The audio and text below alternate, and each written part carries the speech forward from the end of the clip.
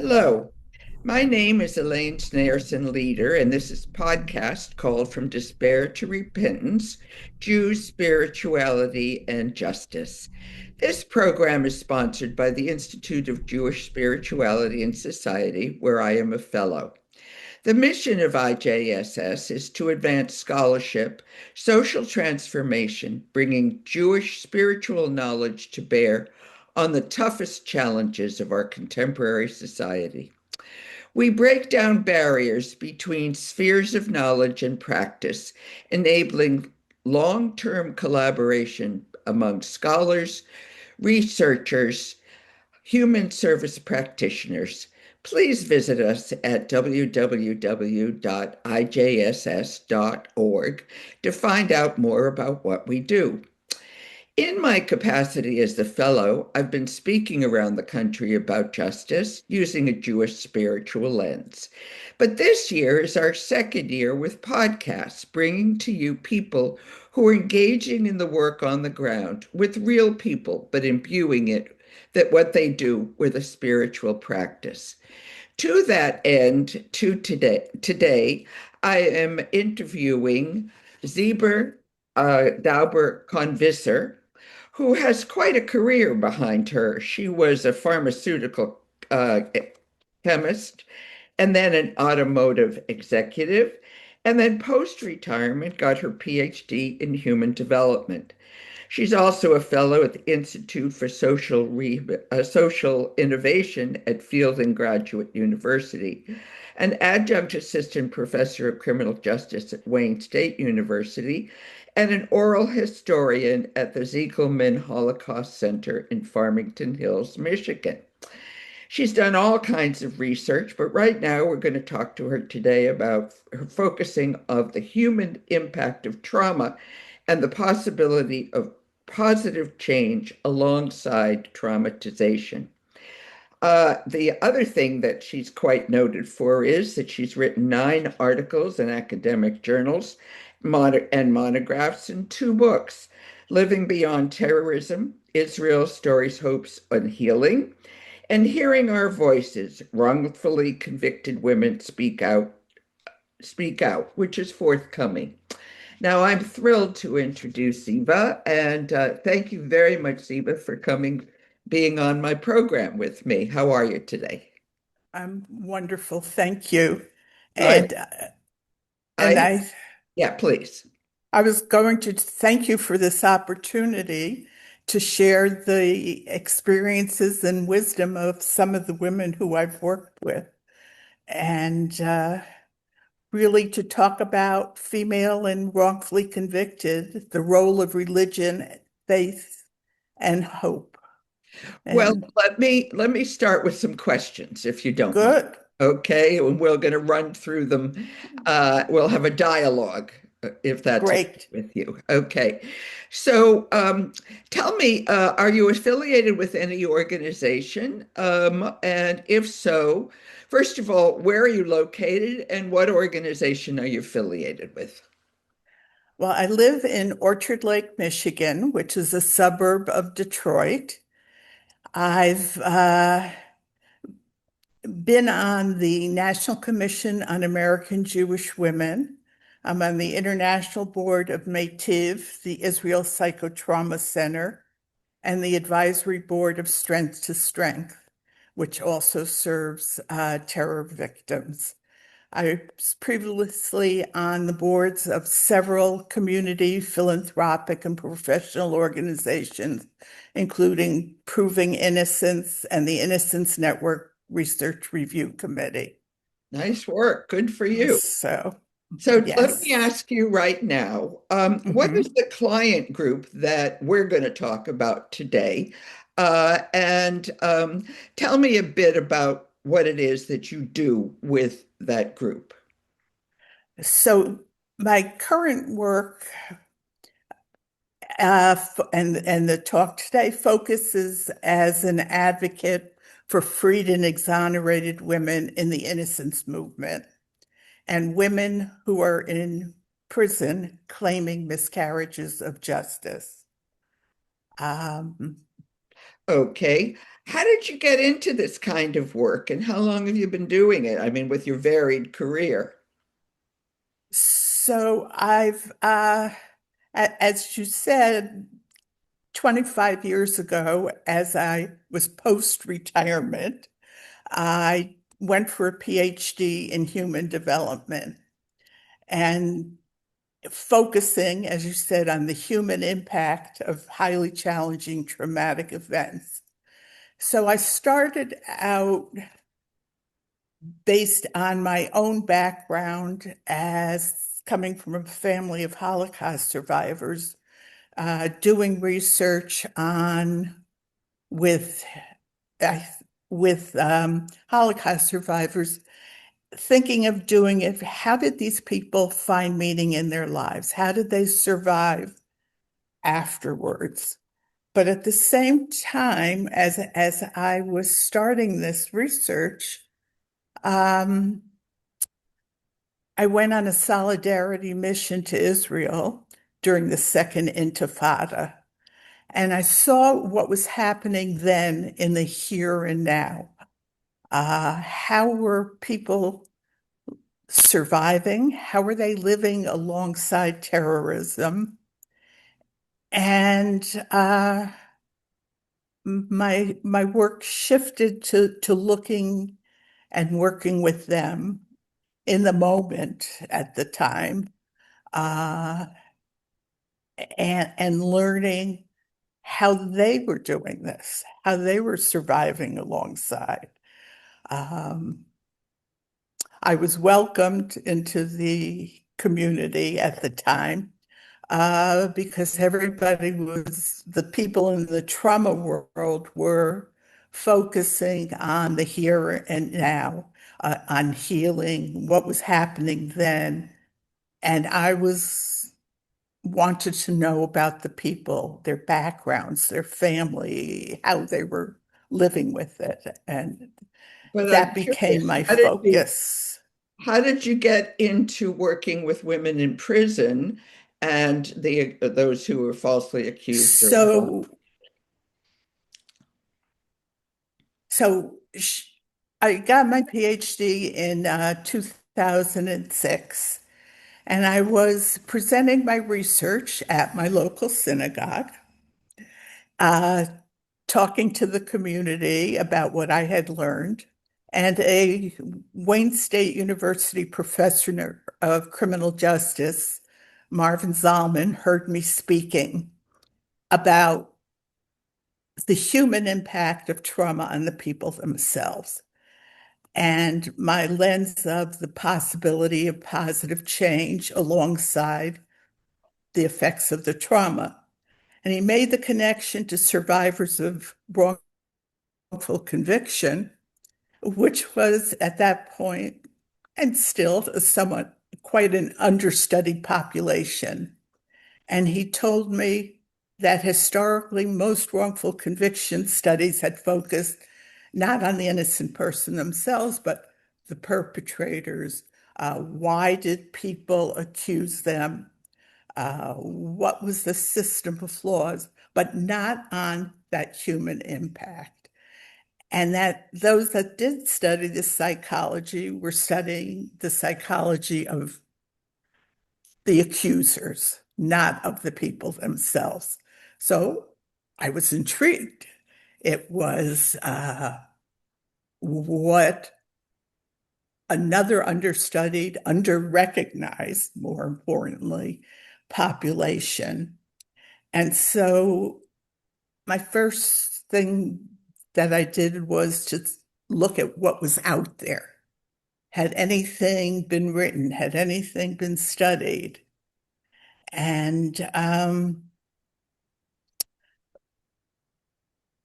accumulated that, collected the information, wrote about it. And at the same time, though, he was starting to introduce me to people who had been wrongfully convicted.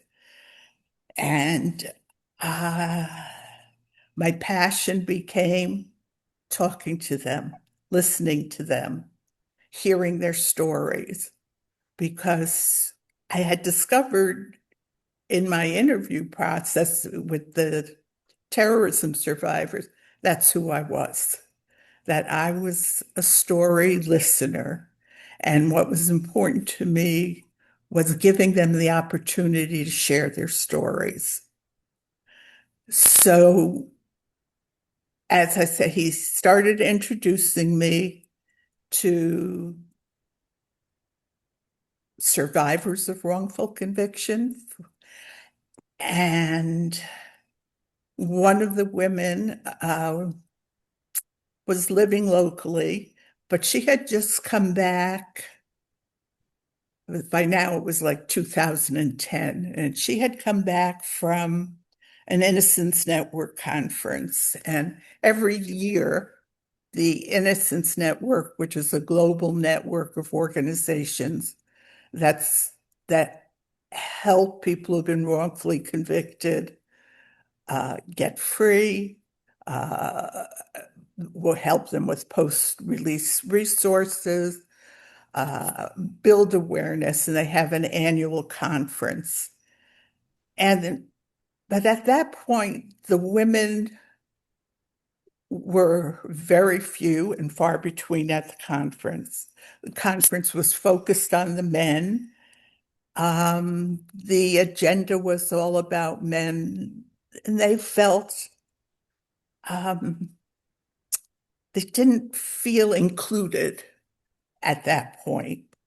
So Julie decided to hold the first conference strictly for women. And it was called Women in Innocence, and it was held here in Michigan. And it was the beginning for me of giving voice to people who had been wrongfully convicted, in particular the women. Though I work with men as well, I've been an advocate for them. I work closely with the people in Michigan, but really it became working with them. Uh, there was May I ask you another question in follow-up of that? sure. Which is perhaps you might tell me about a case and maybe a little detail about some of the kinds of situations that you heard about or encountered. Well, so let me start with her. She was a white woman, a young mother, and a doctoral student from the Midwest. She had been tried, convicted, and sentenced to 65 years in prison for the murder of her 10-year-old son. And she had just been exonerated after serving 9 years in prison when her advocates were able to find a serial killer who had actually murdered her son. Hmm. Uh, we are still very much in close connection. She's written the foreword to my book, and she still experiences the side effects, the long term effects of what happened to her. Could you perhaps elaborate on that, since that's where your area of expertise is, the effects of this trauma, either on Well, her or any of the other women you've worked with? well, coming out, uh, well, first of all, there's tremendous stigma attached to the women. Even though they're innocent, it's, well, they must have done something. They were accused of murdering a child, murdering a spouse, uh, white collar crimes. Um, they had to do something, and they're women. Women don't do that. This was part of what they experienced during their arrests, during their imprisonment. People, everybody in prison claims they're innocent, right? but No. no. But when you're innocent, you can't really, you know, th- they're suffering the loss of their loved ones. They're getting stigmatized. There's fighting for their innocence, finding somebody who will help them. So there's many, many things. They lose connection with their families, their friends. They have to build new networks. Mm. And then when they come home, it doesn't automatically disappear. You know, in today's world of social media, right? Everything is out there. Even if your record's expunged, this has been 20 years later for another woman who I know who was a nurse. And she was working at a nursing home. And one day she gets called in and she says, "You're fired. Go home. Leave." She goes, "What? You were convicted of a crime, weren't you?" And it's there. It's always something. But my particular lens and where I come from is thinking about how can you live alongside that. It happened. It doesn't disappear from your life, but you can move forward. And have they? As best they can. Yes.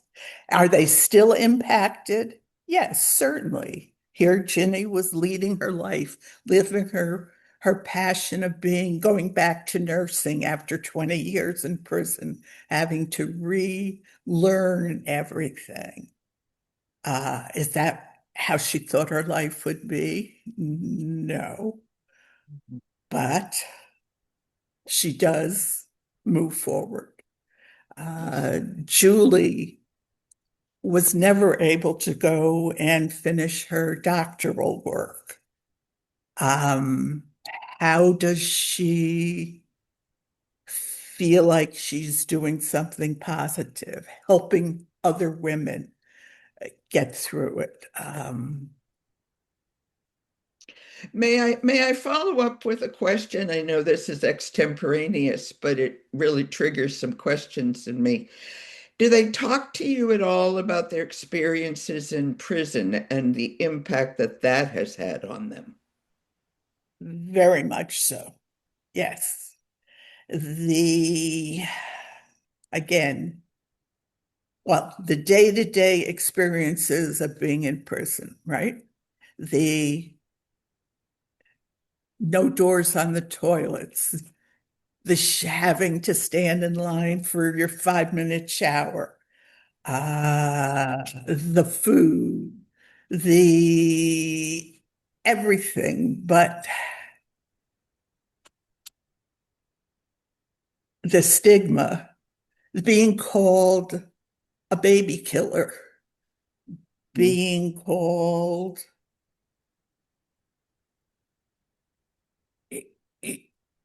just anything you hear about being in prison, it's exacerbated for them knowing they didn't do whatever they were convicted of and having to deal with that at the same time. Uh-huh, uh-huh. And does it ever diminish over time the trauma of being in that experience and being exonerated, falsely accused and exonerated over a longer period of time? Does it go away? It's learning to live with it, living alongside, which is the same for any trauma survivor. Of course. It's building those skills, building the networks of support. Uh, for the women are supposed to be nurturers, right? Isn't that what we do. Allegedly. And, but here we are being accused of these things. Yet they find they find their paths, most of them, not all the time. But and then there's the constant battle. Uh, as an exoneree, you're not entitled to many of the benefits that parolees get. So they're, as I say, we're kicked out to the door, out the door with nothing. Mm. They're released, and I think, and that's why this network has evolved of support. Uh, More and more people are recognizing the need, the or that it even exists, that there is such a thing as wrongful conviction. We're seeing a lot of podcasts. We're reading books are coming out. In the press, there's more articles about it. So people are becoming a little more aware that it's going on. Um,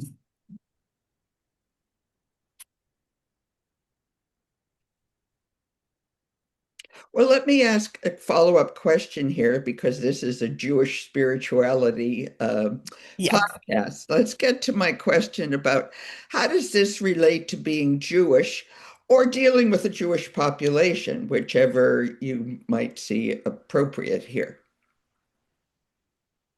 So let me back up a little bit too. So my book learning or my where I'm coming from again is first of all having been myself raised in a uh, Jewish family where to us education, Israel, um, and tikkun olam, charity, doing good deeds to help other people is just so much a part of me that I feel like my presence just, I don't speak necessarily to those points, but it's there. It's a sensitivity to that and other people as well. My work is also very much influenced by Viktor Frankl. Uh, he was a psychologist, a Holocaust. He was a concentration camp survivor, psychiatrist, and he wrote in Man's Search for Meaning, which many, many people are learning about in person too. By reading that there's a lot of information. And his belief was in healing through meaning. And I have to read because one of his most important quotes and and my driving force, how personal strength, wellness, and other positive outcomes can come from the struggle with a trauma or life crisis. And he stressed the freedom to transcend suffering can result from the struggle, and it uses the defiant power of the human spirit to make choices and embrace life. That even when we're confronted with a hopeless situation, when facing a fate that cannot be changed, for what then matters most is to bear witness to the uniquely human potential at its best, which is to transform a personal tragedy into a triumph, to turn one's predicament into a human achievement, And when we are no longer able to change a situation, we are challenged to change ourselves. So, as I was studying this and relating and resonating, at the same time, there was new research coming out on the concepts of resilience and post-traumatic growth. And what post-traumatic growth is the positive psychological change that can be experienced as a result of the struggle with these traumas. Just as Viktor Frankl said, now it was becoming more understood. And how I explain that, to me, um, you think of a tree facing winds and strong winds, and does the tree break or does it bend? Some trees are snapped in half as distress. Others remain standing undisturbed, resistance. Trees that bend to accommodate the wind can resume their previous upright position. So recovery or homeostasis, returning to where you were. But other trees bend and change shape and they become more resistant. And that's, they reconfigure. And like those trees, people can do the same thing. Many survivors are able to recover or even reconfigure their lives and learn how to live next to or move forward with their feelings of grief, pain, and helplessness.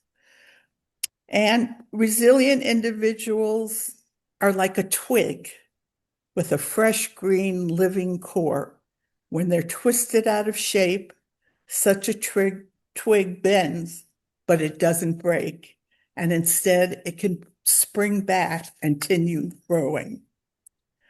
And in my Jewish heritage, going back even the times of Job, it was written, for there is hope for the tree. If it be cut down, that it will sprout again, and that the tender branch itself will not cease. It's part of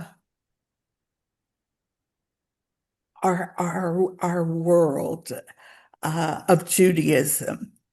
We recognize that joy in times of sadness and sadness in times of joy, and our ability over centuries of pogroms, wars, the Holocaust, that we can transform our tragedy into triumph.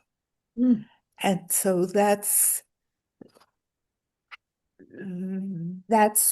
where I come from, as well as hope, a very important concept in Judaism. Did you have a question? I did. I'm curious. This is beautifully said, and I appreciate your use of Frankel and your own personal growth in this.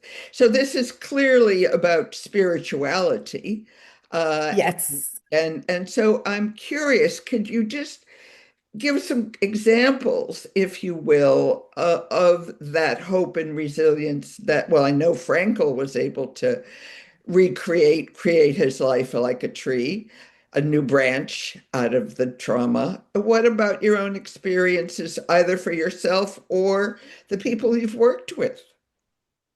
Um, I have lots of examples I want to give, but can I just talk about hope a little bit more Oh, please first? do. Please do.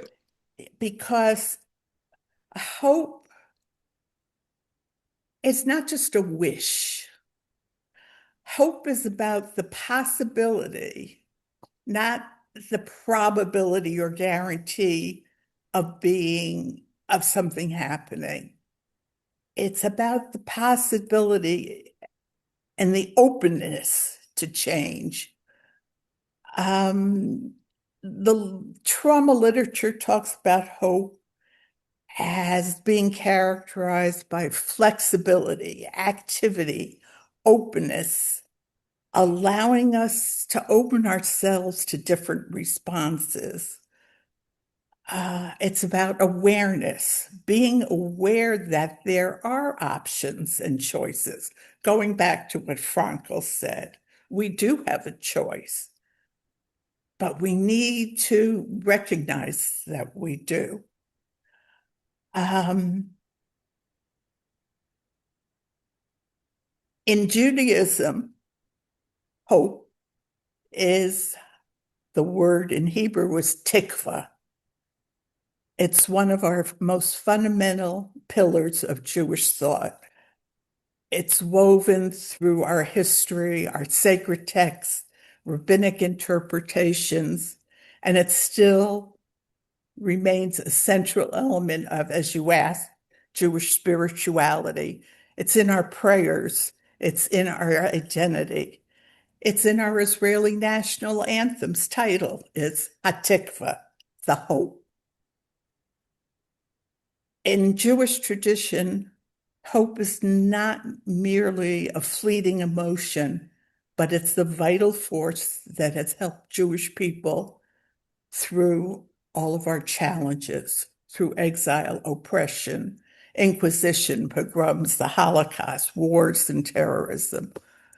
The name of my book is Israeli Stories of Hope and Healing.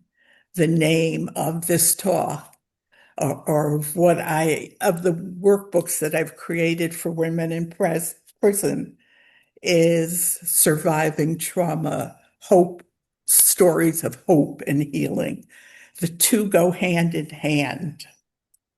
Um, Jewishly, going back to the story of Abraham, Abraham and Sarah were hoping for a child. And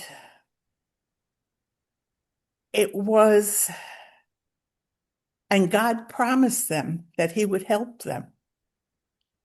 And they believed in God and believed that God would help them. And ultimately, the impossible did happen. Abraham was 100 when his son Isaac was born. Sarah, his wife, was 90. So we've been imbued with stories of hope and healing throughout our lives. And the last point is the chief rabbi or the late chief rabbi of the United Kingdom was Rabbi Jonathan Sacks. And how he explains hope or hope is that there's a difference between being hopeful and being optimistic. It's that optimism is the belief that things will get better, but hope is the belief that together we can make things better. Optimism is passive. I think things are going to get better, but hope is active. It's something that we have to hold in our hearts and souls. It's something that we need to think when we're out in the world. Hope brings us out of the pit of despair. It depends again on choice and how we choose to look and what we choose to do about that. So hope is a great place to start. Lovely, lovely, just lovely. So I'm keeping an eye on our time, and so I'm wondering Okay. if there is anything else that you might like the audience to know about your work, or anything else you'd like to tell us. So, yes. So back now, you asked me about the women. And what I hear in their stories are four main themes. How did they get through it? What gave them hope? They go back to their core beliefs, how they were raised, what they learned in their families of birth, what they learned growing up. They go back to who they were and who supported them. They discover reasons and purposes for their situations, even if it's cleaning toilets and scrubbing showers, exercising, but doing good deeds, helping over and over again. I hear that it's not just about themselves, it's helping other people get through their prison time. Uh, Giving it's the essence of charity in the Christian virtues. There are three virtues: faith, hope, and charity. That's what these women portray. For them, it's an opportunity to reflect, transform, and grow. And even if they had bad experiences in their lifetime, it's how do they move alongside? How do they grow? And then, above all, what kept them going was hope and the defiant power of the human spirit to make healthy choices and embrace life. So, specific examples. Uh, Lynn, who I mentioned before, served 20 years. This was the nurse, who was the nurse now, for the alleged murder of her husband, who actually died by suicide. But she always says, I held hope. I knew from the beginning, I just knew it. I knew they were wrong, and I knew that eventually the good guys would win. You have to last that long. And for some reason, she always had some level of hope.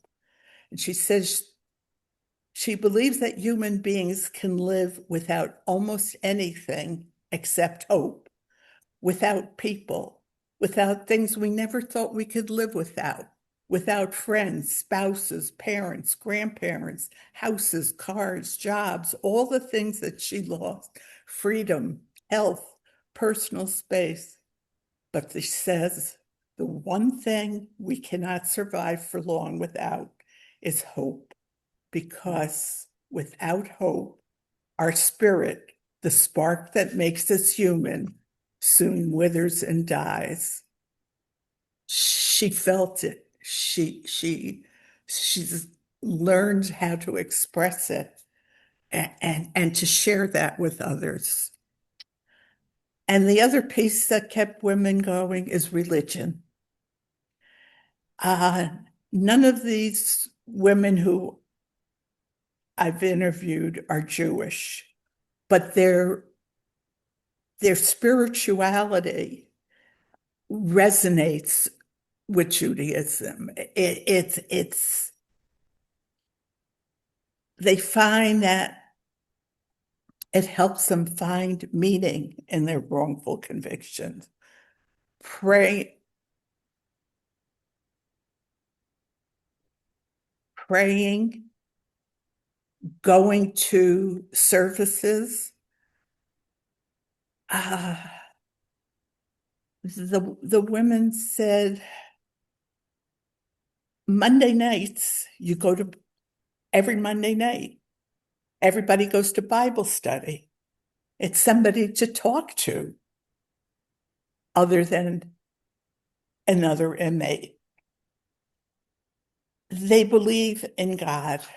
They believe that there's help. Ah, one of the women who was accused of injuring a child in her care was raised with good Catholic values and morals.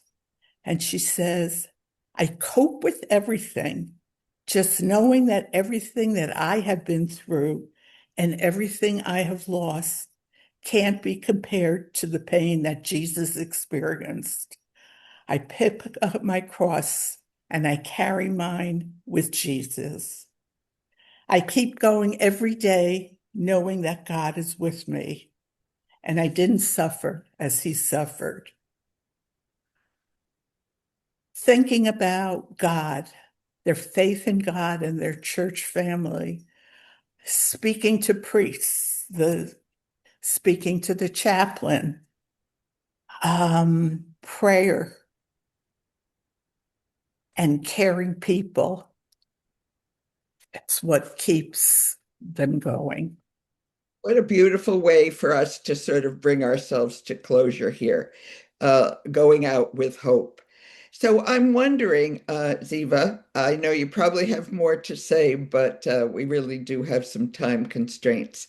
I'm wondering if people want to reach you, how is it that they might be able to get in touch with you and hear more about your work? Or where will they find your book?